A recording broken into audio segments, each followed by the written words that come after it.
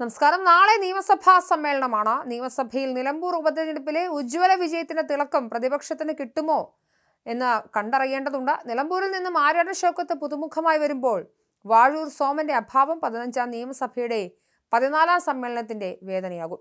ഇതിനൊപ്പം രാഹുൽ മാങ്കൂട്ടത്തിൽ ഈ സമ്മേളനത്തിൽ സ്വതന്ത്രനാണ്.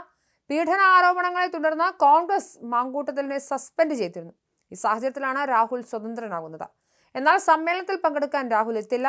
തൽക്കാലം കോൺഗ്രസിനെ പ്രതിസന്ധിയിലാക്കുന്നതൊന്നും ചെയ്യേണ്ടതില്ലെന്ന ഉപദേശം രാഹുലിന് ലഭിച്ചിട്ടുണ്ട്. കോൺഗ്രസിൽ ഗ്രൂപ്പിസം സജീവമാക്കുന്നതൊന്നും ചെയ്യരുത് എന്നാണ് നിർദ്ദേശം.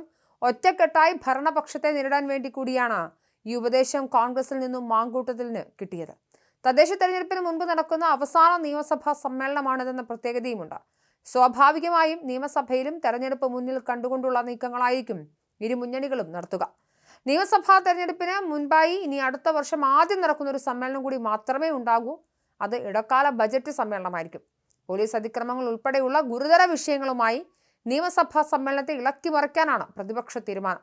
ലൈംഗിക ആരോപണങ്ങൾ നേരിടുന്ന രാഹുൽ മാങ്കൂട്ടത്തിൽ സമ്മേളനത്തിലെത്തിയാൽ ഭരണപക്ഷം അത് ഉയർത്തിക്കാട്ടി സഭയിലെ ചർച്ച ആ വഴിക്ക് തിരിച്ചുവിടും. പോലീസ് അതിക്രമങ്ങൾ അടക്കം ഉയർത്തുന്നതിൽ പ്രതിപക്ഷത്തിന് അത് പ്രതിസന്ധിയാകും. വോട്ടർ പട്ടിക തീവ്ര പരിഷ്കരണ രാജ്യവ്യാപകമാക്കാൻ തയ്യാറെടുപ്പുകൾ തുടങ്ങിയതായി തെരഞ്ഞെടുപ്പ് കമ്മീഷൻ അറിയിച്ചിട്ടുണ്ട്. അടുത്ത വർഷം ജനുവരി 1-നകം പ്രാരംഭ നടപടികൾ പൂർത്തിയാക്കുമെന്നും കമ്മീഷൻ സുപ്രീം കോടതിയെ അറിയിച്ചു. കേരളത്തിൽ SIR-നെ ശക്തമായി എതിർക്കുമെന്നും പ്രതിപക്ഷ നേതാവ് VD സതീശൻ പ്രഖ്യാപിച്ചു. CPM-ഉം ഈ നിലപാടിലാണ്.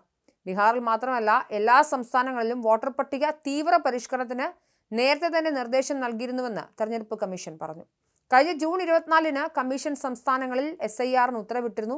SIR-നുള്ള പ്രാരംഭ പ്രവർത്തനങ്ങൾ തുടങ്ങാൻ നിർദ്ദേശിച്ച് ജൂലൈ 5-ന് എല്ലാ സംസ്ഥാനങ്ങളിലെയും കേന്ദ്രഭരണ പ്രദേശങ്ങളിലെയും മുഖ്യ തെരഞ്ഞെടുപ്പ് ഓഫീസർമാർക്ക് കത്തും നൽകി.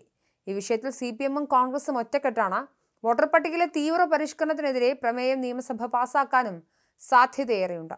തുടർച്ചയായി പുറത്തു വന്നുകൊണ്ടിരിക്കുന്ന പോലീസ് അതിക്രമങ്ങൾ സഭയെ പ്രക്ഷുബ്ധമാക്കുമെന്നാണ് പ്രതിപക്ഷം പറയുന്നത്. ആഭ്യന്തര വകുപ്പും മുഖ്യമന്ത്രി പിണറായി വിജയനും പ്രതിക്കൂട്ടിലാകും. ഇതിന് മുഖ്യമന്ത്രി എന്ത് മറുപടി നൽകുമെന്നതും നിർണായകമാണ്. യൂത്ത് കോൺഗ്രസ് ചൊവ്വന്നൂർ മണ്ഡലം പ്രസിഡന്റ് സുജിത്തിന് നേരെ ഉണ്ടായ പോലീസ് മർദ്ദനം നിയമസഭയിൽ പ്രതിപക്ഷം ശക്തമായി ഉന്നയിക്കും. സുജിത്തിനെ മർദ്ദിക്കുന്നതിന്റെ ദൃശ്യങ്ങൾ പുറത്തു വന്നതിന് പിന്നാലെ പോലീസ് അതിക്രമത്തിന്റെ നിരവധിയായ സംഭവങ്ങളാണ് വെളിച്ചത്ത് വന്നുകൊണ്ടിരിക്കുന്നത്. ഒറ്റപ്പെട്ട സംഭവം എന്ന ഒഴുക്കൻ വിശദീകരണം പ്രതിപക്ഷം അംഗീകരിക്കില്ല. വടക്കാഞ്ചേരിയിൽ KSU നേതാക്കളെ കറുത്ത തുണി മുഖത്തണിയിച്ചും കയ്യാമം വെച്ചും കോടതിയിലും ജയിലിലും കൊണ്ടുപോയ സംഭവവും ചർച്ചയാകും. അയ്യപ്പ സംഗമവും ന്യൂനപക്ഷ സംഗമവും ഒക്കെ വിഷയങ്ങളായി സഭയിൽ ഉയർന്നുവരും. അനർട്ടിലെ അഴിമതി ആരോപണവും രമേശ് ചെന്നിത്തല ഉയർത്തും. DYFI ജില്ലാ സെക്രട്ടറി VP ശരത് പ്രസാദിന്റേതായി പുറത്തുവന്ന ശബ്ദരേഖ CPM-നെ പ്രതിരോധത്തിലാക്കിയിട്ടുണ്ട്. ഇതിനെല്ലാം ഭരണപക്ഷം മറുപടി പറയേണ്ടി വരും. വാഴൂർ സോമന്റേത് നെഞ്ചുപൊട്ടി മരണമാണെന്ന് പ്രതിപക്ഷം ആരോപിച്ചിരുന്നു.